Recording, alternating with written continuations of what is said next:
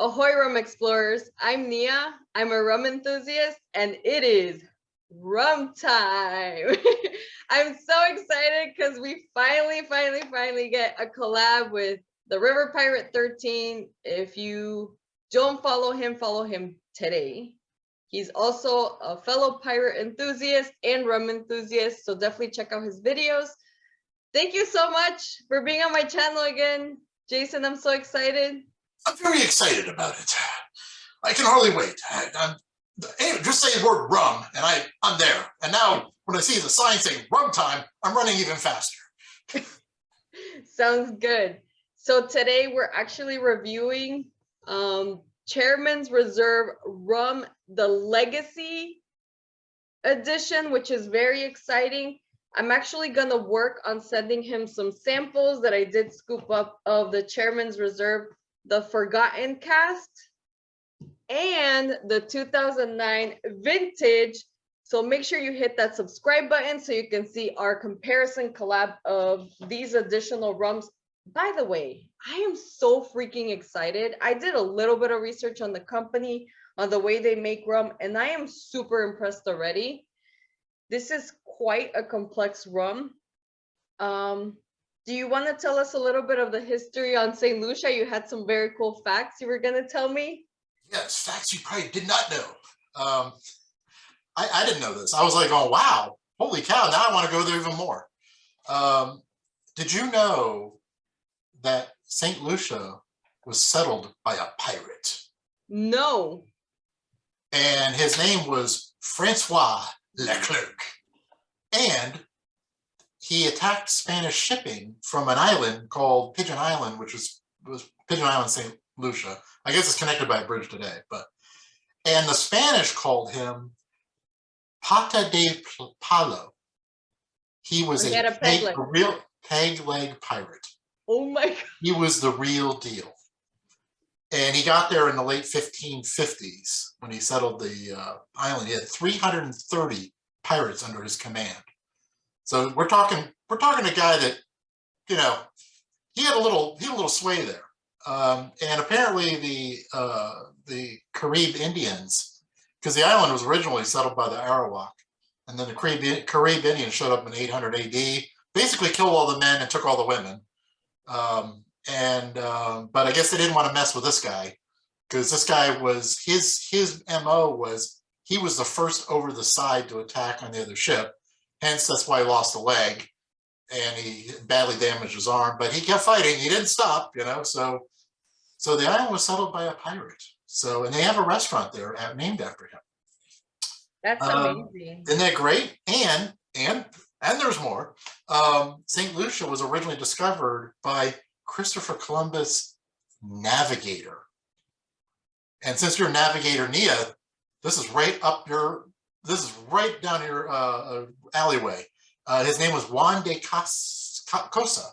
1599 is when he discovered it. So kind of interesting. So this rum has a connection to high seas piracy. So that's amazing. What was his name again?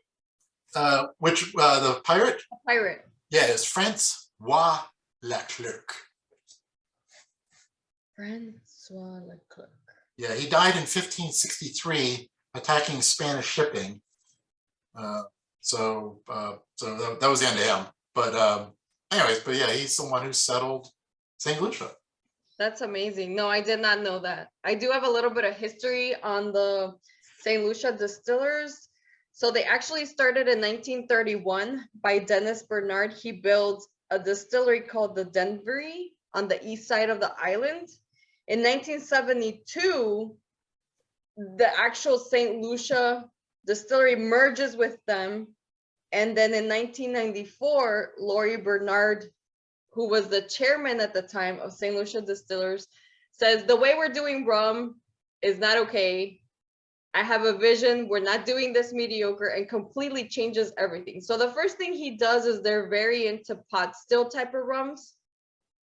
The first thing he does is he adds a coffee still, which is basically like a column still with 45 plates.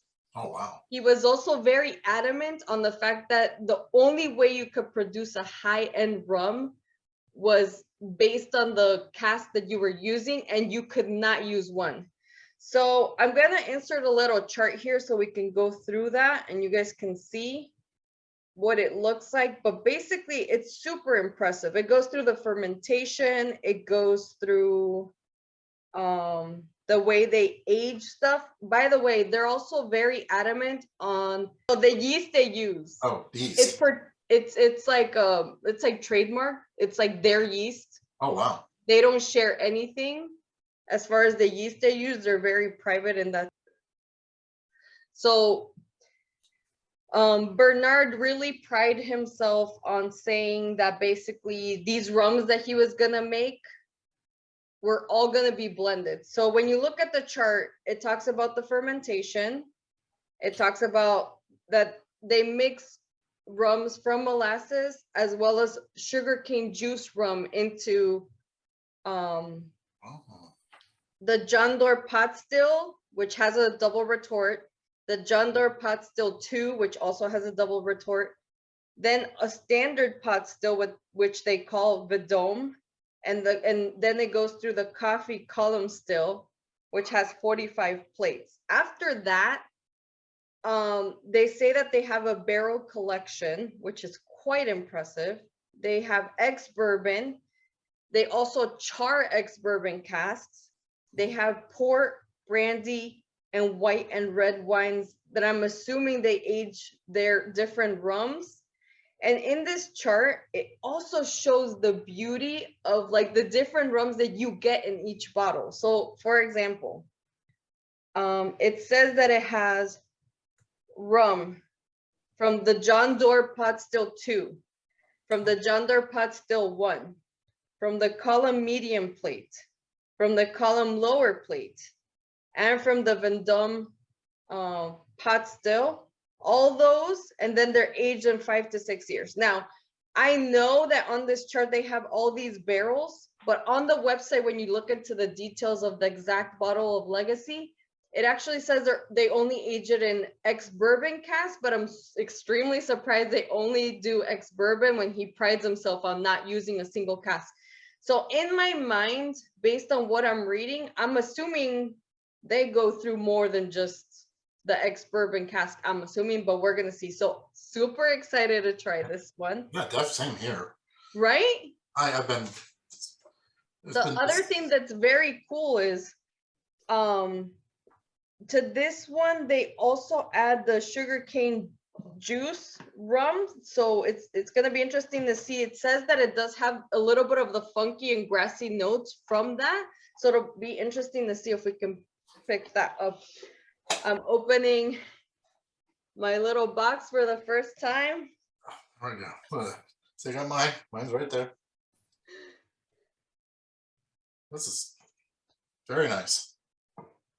And the other thing they started doing in '94, when he changed the vision of the company, was they started planting sugarcane on their Roseau estate, which is what it's called, so they can start also blending actual sugarcane juice, which I have never heard of any company mixing molasses rum and sugarcane juice rum, right? Very interesting. Yeah. I've never heard of that. Wow.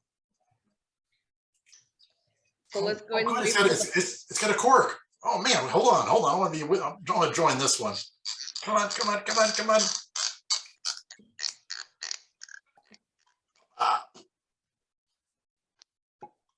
Oh, that's a big one. Yeah. This is an actual cork. It is a real cork. Oh my gosh, it's not even a plastic one. I'm so excited. I can't believe it. Oh man, this is gonna be great. So this one is named Legacy because it's in his honor. The master blender of all of this, the master distiller is Ian John. That's why you see that some of the pot stills are named after him, like John. Yeah, John Doerr, which I think is funny. But this smells amazing. The color, they say it's like a light amber. That's very pretty. Look at that color on that. That's yeah. gorgeous. To me, it looks like kind of like a reddish amber.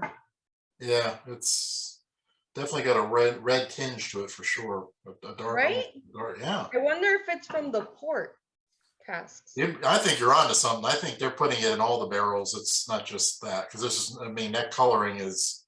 There's no way that this is just the ex-bourbon cask. Let's see the legs. I'm gonna agitate the rum a little. This is 5 to 6 years, so I don't expect a lot of beating. Beating is pretty small. Legs are. Well, if this cup starts beating, it means they didn't get the soap all out of it. Yeah, very small beating at the top of the legs. They're dripping kind of slow.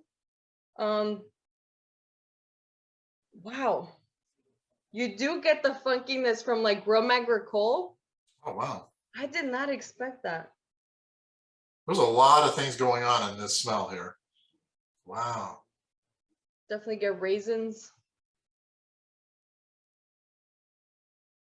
It's got a almost like a it's not, I don't want to say sweet, but it's floral almost. It's almost like a, I mean, this smells great. If they made this an air freshener, I'd be in my car all the time with it. This smells I really know, good. or sometimes like I'll be like, this is like a perfume. I want to put it on. This is literally what it smells like.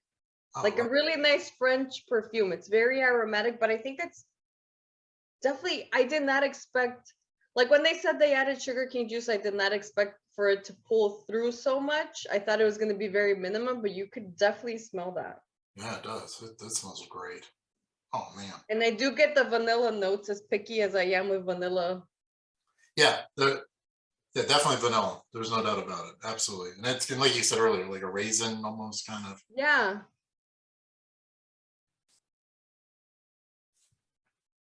As far as, it's only 43,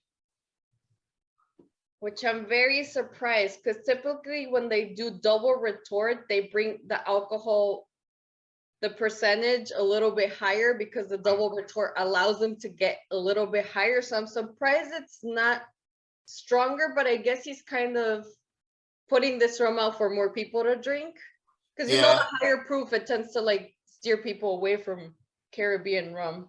Yeah, yeah, it's probably meant to their market is, you know, not to be stuck in the 40% alcohol crowd, but you know, not be at, you know, well, I don't know, battery acid burned to the stomach strong, you know. So Yeah. 43 is a good number actually. I actually find those usually aren't too bad. It's right at the.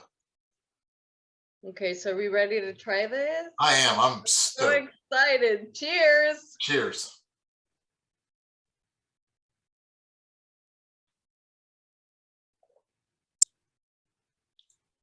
Oh.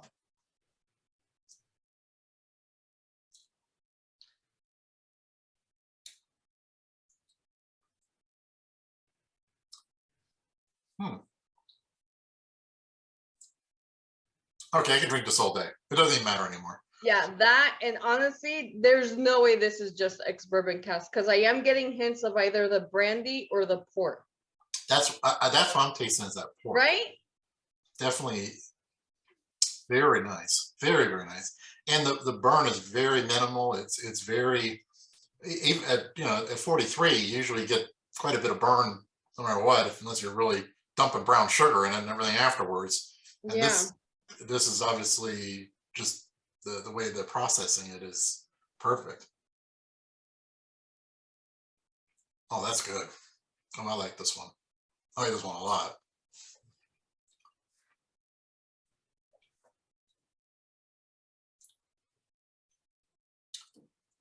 I'm also getting like a little bit of oiliness at the top of my mouth. That's helping it like linger in the back of my tongue. And at the back of my tongue, I'm getting like a smokiness. I'm getting like the oakiness pull through at the end, versus at the beginning, you have all those like sweet notes, raisins. Yeah, the flavor definitely lingers. I'm still tasting it. It's still right. It's great. It's this is wonderful. This is wonderful. This is a great tribute to the legacy of Mr. Laurie Barnard. This is a delicious rum. I did not expect this. I honestly bought it because I had heard really good things, specifically this legacy one. We had been looking for this one for quite a while, and I saw on their website they had some kind of sale. I don't even remember how long ago, but they were promoting this 2009 one. Okay. And they were like, they had some kind of sale where if you bought one and you bought the second one, you got like free shipping and something else, like a, I don't know, 20 or 30%. So I was like, I'm gonna buy it because we had been looking for this legacy one and had Sure. not been able to find it at our local liquor store. But I'm very curious. I can definitely smell the port and or the brandy in there. Yeah, it's definitely going into different barrels. There's just no way. There's no way they can pick up these flavors without it soaking in. And this is great. I like it.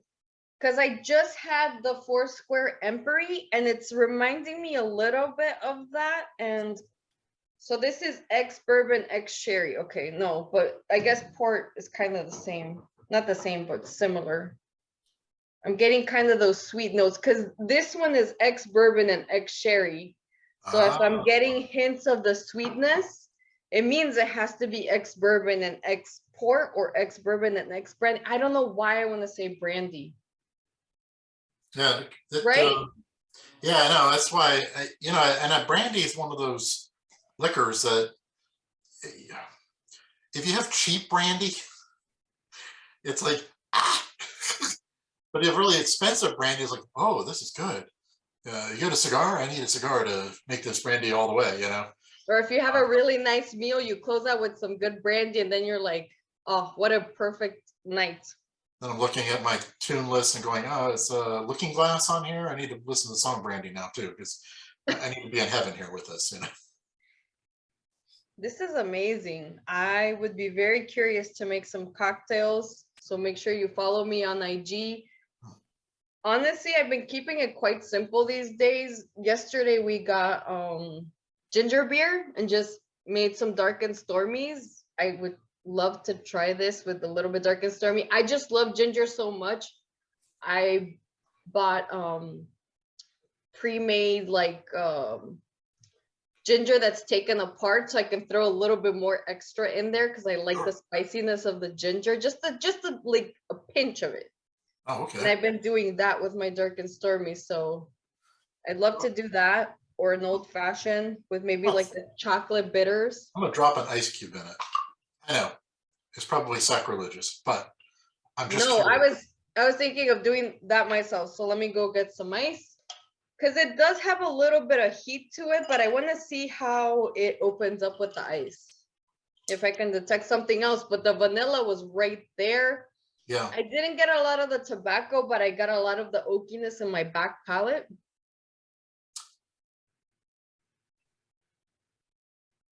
But it's incredible the funkiness you get on the nose. Oh yeah, that changed the flavor a lot. Yeah. Wow, but ice in it, it just interesting. Then they went full like rum agricole. Yeah, exactly. Right? That's what that's like, wow, I just changed. This is like I just made a cocktail with an ice cube. That's crazy. That is, I don't know enough about the chemistry. I just drink the rum. Well, I leave it to the experts. Yeah, supposedly it dilutes it, but my understanding of when you put ice in it is that it opens up different elements. That's why when you drop some ice, it opens up some of the other aromas. Like it dilutes the sweetness in a lot of the spirits, and more of the other spirits come to the front. Yeah. So that's why I like adding ice. I know people say like with these types of rums, they're like, oh no, sacrilegious, not me. I love having the full experience. I do. It's fun to experiment, see what happens, and what's the worst going to happen? You just pour it out, pour another splash in there, and keep moving. Yeah, for sure. So, damn, This is really good. I really love this. Yeah, I'm ecstatic that I finally got to open the bottle. I've been going, oh man, I really want to open that bottle. I know. I'll just leave it. I'll just keep it closed. I'll wait. I can be good. I've got self-control. And mates, if you want to get this, their website actually ships to the US, which is quite impressive. You don't have to deal with markups or anything. You get it directly from St. Lucia Distillers, which I absolutely love too, because sometimes, let's be honest, being on the internet when it comes to these like very unique spirits, I'm very scared that I'm going to get a bottle with diluted Coca-Cola sometimes, and you're paying such a high price. Right. That's exactly. You don't know what you're getting when you.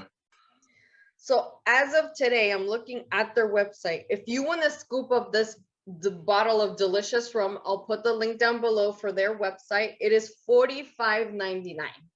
Now let's talk about that price point, Jason. Well, I paid at Total Wines in Daytona Beach. I recall I paid $49.99. Okay, that's not bad for a store. No, not bad at all. But of the recent rums you've tried, because I know how our palates start to develop where you taste and you have to like shelf off different rums, right? For $45 or $49 that you paid, what do you think about the price point now that we've officially tried it? Yeah, I actually, this is one thing I would say about this particular rum. The fact that it's not, I don't know how to use the word, not manipulated. It's the real McCoy. Not plugging the other rum, just saying that there was a guy named Real McCoy. Anyways. Yeah. He is a real person, people. He was a real person, Bill McCoy.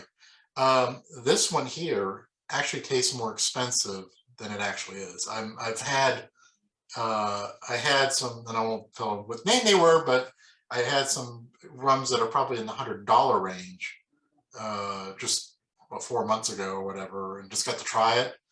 And those tasted just like whiskey, where I just got the burn, and I was like, it wasn't really all that enjoyable. I mean, it just tastes like rum to me.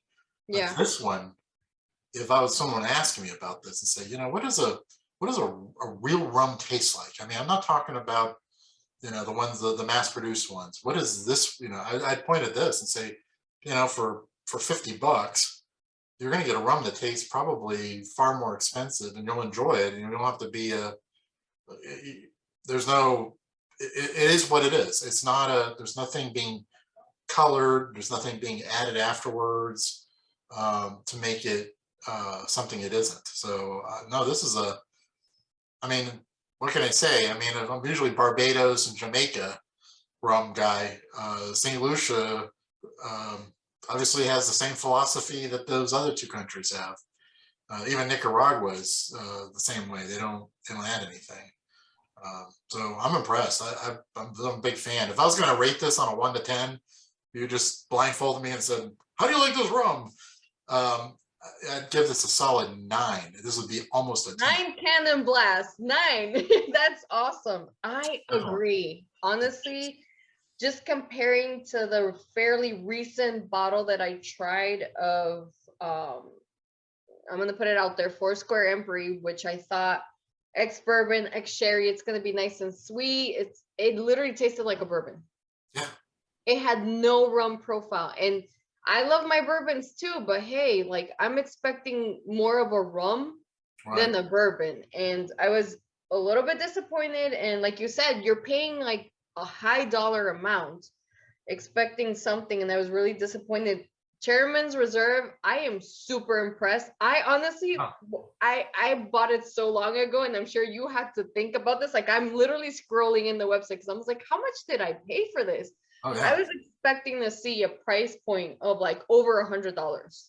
Yeah, I was actually thinking, okay, I'm thinking, well, $50, yeah, you know, thinking it, you know, I'm thinking it'll either taste like whiskey or it'll taste like rum, but you know, but I know their what do you call it, their reputation with rum, and they actually have a lower end rum that they make that's really for mixers and stuff.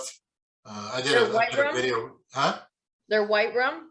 God, what is it? No, it's got a whole totally different name. Or the It's made by, original Chairman Reserve original? nah, it's God, what do they call it? It's got a totally different name, but it's made by that same distillery. But it's really meant for mixers. It's definitely not a sipping rum, but it's really good. I mean, you put it in your cocktail, it's great. God, I forgot. I'll think of the name of it. So in the actually no, I don't think so. I was gonna say in the Spirit Bam Fine Rum Specialist, like the company that sells St. Lucia Distillers, they also have Rum JM, Clement. They have this Admiral Rodney. It might be that one, Admiral Rodney. It's the St. Lucia rum. Bounty rum is apparently also St. Lucia Bounty. rum. That's what it was called. Bounty. Yep. So you have, okay, guys. So I'm gonna put a card up above, so you can go see that review of Jason's video because you said you did a review on that one. I'm gonna watch that because it's, hey, I'm sold. I'm a Barbados, Jamaican type of girl too. I recently opened up my Appleton Estate 8 years, and within one night, half of the bottle was gone. Don't judge me, people.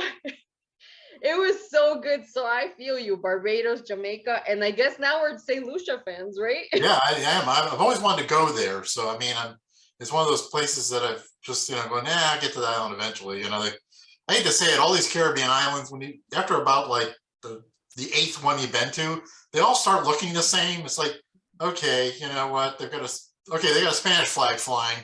Oh, nope, they got a French flag flying. Nope, it's an English one. It's the fort, whatever it is. Or you see the cars driving on the side, on the other side of the road. You're like, oh, English colony. I get it. Yeah, but one thing is that the rums have all different profiles. So, and they all have their own way of doing things. And but again, when I was in Jamaica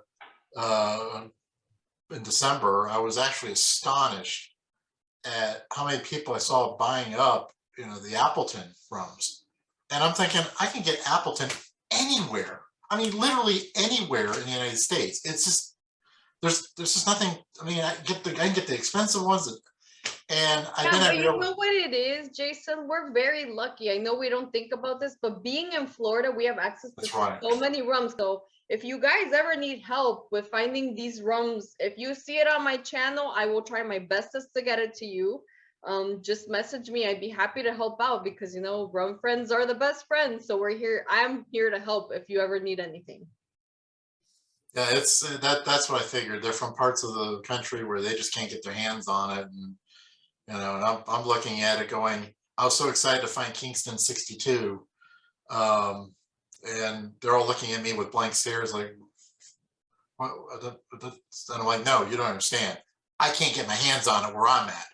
Yeah, so, you got great loot last time you were on your cruise. Oh, I did. Yeah, I got that. That was the mission. That was a mission to make a raid to fill the hold with all the exotic rums that no one had ever heard of. And, you're like, I'm throwing on my clothes so I can fit in all the rum I'm bringing back. And I hope their credit card reader works. So I know. So as you can see, I had to serve myself a little bit more because it's so good. I know One Drop is located up on I'm hoping I don't have to climb up the stupid hill to get it. But if I have to climb up the stupid hill to get it, I guess I'll be doing that. Yes. So I have a friend that I just found out he's going to Harbor Island where Toby, if you have not seen that video, Toby is the master blender or ex-master blender of Afrohead, but the current master blender of One Drop, I'll put that video up here so you can see that review with my friend Ken. He's also a pirate enthusiast, but that rum there, he blends in Harbor Island. So if you don't manage to scoop some up, hopefully this friend that's actually flying to Harbor Island, Toby said he would get some our way. So I'll definitely share whatever I get with you, obviously. Yeah, Great Cliff is a 60-foot hill. No, it's taller than that. It's closer to 100 feet. And if you've ever walked up it in pirate boots, let me tell you, you haven't lived. Guys, if you have not checked out Jason's channel, he actually goes in full garb, as we call it, or fully dressed as a pirate everywhere he goes. It is super impressive. You definitely need to check out his videos, because when he does go cruising, if you see that random person dressed up in full pirate on a non-pirate week or something like that, it's most likely Jason in the Caribbean. They go, who are you? And I go, well, I'm known as Jean Gillette, a Frenchie, but I went pirate. Now I'm the river pirate. Just like Teach was known as Blackbeard, kind of the same thing. Just my beard isn't quite that color anymore. And you don't light up your beard. No, I don't light it up because, you know, I burn my face. So yeah, but you know, he used to, well, I don't know. You read more pirate books than I do, but the little things that I researched, he actually used to light up like little pieces of cotton to make his appearance look more scarier, and he used to light it up on his beard. I'm like, this man is crazy. Yeah, yeah, it's just to terrify whoever, you know, the pirate flag was, you know, kind of like the thing that, you know, when they started embellishing them, you know, it was kind of like a warning, kind of like, okay, give up, because if you don't, well, you're going to die. Pretty much. Fun stuff, but anyways. No, this is great. This is great rum. Love it. Oh, man. Good choice. Good choice, Navigator Nia. You know, cheers to you, but this is great. Yeah, I'm happy we're able to scoop this up. I'm going to clear my palate with some Mananalu water. You know, your fellow Jason Momoa. He's also a Jason. This is his water. I'm trying to reduce my plastic intake, and this is actually the only water bottle, hashtag not sponsored, but I love this company. They're actually carbon negative, which means their company produces almost no waste, and they're certified. And this is actually BPA free liner, and all of this is recyclable. I don't know if you were aware, but plastic bottles are not recyclable. So if you ever see anything full aluminum, scoop it up, guys. Let's take care of the environment. Absolutely. Save the oceans, because we only have, you know, the critters that live in it. We don't ask them to swim in our toilet, so let's not make them swim in ours. I agree. But Jason, thank you so much for being on my channel. I'm so happy we finally got to collab. I will be sending you some samples of the 2009 and the Forgotten Cast. So make sure you hit that subscribe button so you can look at our comparison collab, and we can actually deep dive into the Chairman's Reserve St. Lucia Distillers rums, and we can give, you know, our perspective of this. Again, as I fairly recently learned, notes are very personal, and I absolutely love it. We're picking up raisins and vanilla. You can pick up whatever your nose and palate picks up, which I absolutely love, that it creates this now new personal experience when it comes to rum.